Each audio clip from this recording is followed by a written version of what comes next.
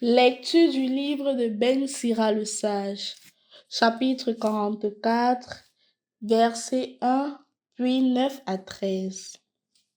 Faisons l'éloge de ces hommes glorieux qui sont nos ancêtres. Et il y en a d'autres dont le souvenir s'est perdu. Ils sont morts et c'est comme s'ils n'avaient jamais existé. C'est comme s'ils n'étaient jamais nés. Et de même leurs enfants après eux.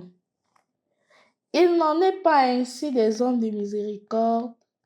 Leurs œuvres de justice n'ont pas été oubliées. Avec leur postérité se maintiendra le bel héritage que sont leurs descendants. Leur postérité a persévéré dans les lois de l'Alliance. Leurs enfants y sont restés fidèles grâce à eux. Leur descendance subsistera toujours. Jamais leur gloire ne sera effacée. Au nom du Père et du Fils et du Saint-Esprit. Amen. Loué soit Jésus-Christ. Dans la première lecture que nous venons d'écouter, Ben Sirac le Sage nous exprime d'ailleurs comment est-ce que le chrétien doit vivre sa foi. En effet, ce passage, ou du moins ce livre de Ben Sirac, était utilisé pour former les nouveaux chrétiens. Donc, quand tu recevais les sacrements dans les premières communautés chrétiennes, on t'enseignait maintenant avec le livre de Ben Sirac le Sage pour montrer aux chrétiens la manière d'être sage, comment un chrétien doit être sage. Donc, je te conseille peut-être à toi qui es parent ou à toi qui es marraine, si tu veux aider ton catéchumène, tes catéchumènes, donne-leur ce passage, ou du moins donne-leur le livre de Ben Sirac le Sage. Invite-les à lire ce passage ou ces passages du livre de Ben Sirac le Sage. En effet, dans la première lecture que nous venons d'écouter, chers frères et sœurs dans le Christ, remarquons une chose, c'est que Ben Sirac invite le nouveau chrétien ou invite son auditeur, ceux qu'il enseigne, à faire l'éloge des ancêtres. Il dit faisons l'éloge de nos ancêtres. Et il rappelle dans ce passage qu'il y a des ancêtres qui sont morts et dont on n'a plus le souvenir. Et il y a aussi des ancêtres que non seulement ils sont morts, mais aussi même leur descendance, donc tout est fini. Mais il précise entre guillemets que cela n'est pas le cas pour celui qui a fait miséricorde, pour l'homme qui s'est vêtu de miséricorde. Il est un ancêtre glorieux. C'est pour cela que, chers frères et sœurs dans le Christ, prêtons attention. En hébreu, miséricorde et amour sont des synonymes.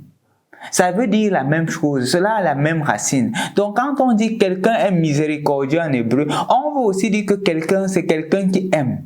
Et donc Ben Sirac, dans l'enseignement d'aujourd'hui, est en train de faire comprendre que si nous voulons être éternels, si nous voulons durer d'âge en âge et que de génération en génération on parle de nous, il faudrait que nous soyons des personnes de miséricorde. Il faudrait que nous soyons des personnes qui laissent transparaître l'amour que nous avons reçu de Dieu. C'est le moyen à travers lequel nous devenons éternels.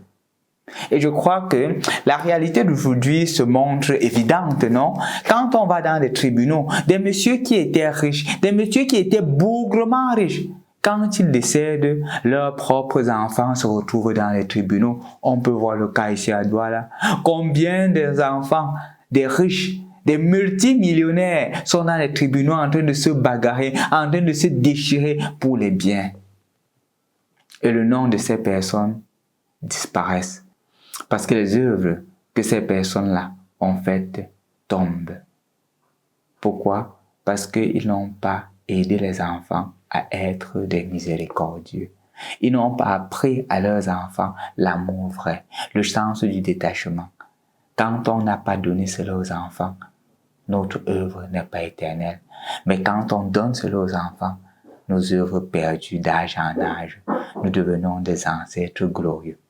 C'est donc une invitation pour toi, premièrement qui m'écoute aujourd'hui, de te dire en quoi est-ce que tu veux être un ancêtre glorieux, en quoi est-ce que tu voudrais qu'on parle de toi d'âge en âge, à travers l'argent que tu sors, à travers l'argent que tu dispatches ou à travers une vie authentiquement liée au Christ, au point où les gens sont contaminés, au point où tes enfants et ta progéniture est contaminée par ton exemple, de manière à ce qu'ils puissent dire d'âge en âge que mon papa faisait ceci. Et justement que les petits-enfants disent que mon papa fait ceci parce qu'il a appris de mon grand. Et c'est ainsi que la lignée continue et c'est ainsi justement que nous devenons des ancêtres glorieux.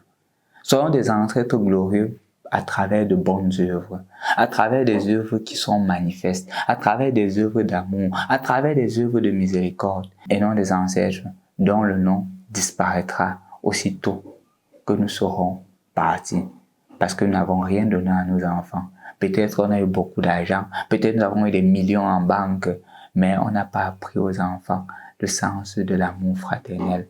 On les a appris à amasser, mais pas comment gérer cela à la manière de Dieu.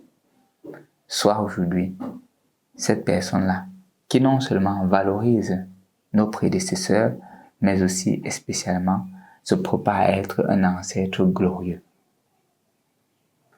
Au nom du Père et du Fils et du Saint-Esprit. Amen.